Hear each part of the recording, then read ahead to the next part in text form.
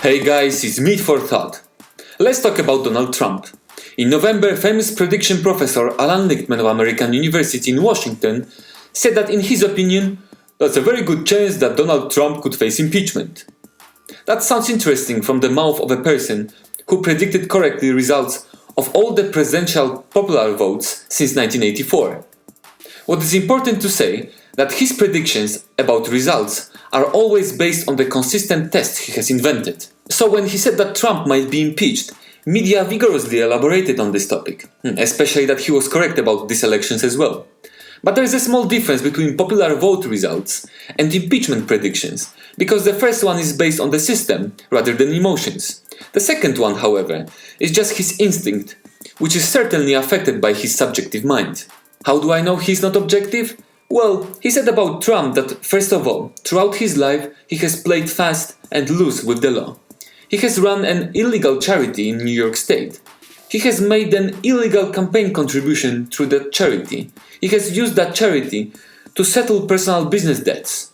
Moreover, Lichtman claimed that Trump is a loose cannon. Nobody knows what he really believes or really where he stands. He can't be controlled. The Republicans would vastly prefer to have Mike Pence, an absolutely predictable, down-the-pipe, conservative Republican. We don't know if there is a proof for the allegations above, certainly not in the court of law. What I can see though is that Professor Prediction enjoys his 5 minutes being a national celebrity. People are already impressed by his popular vote prediction.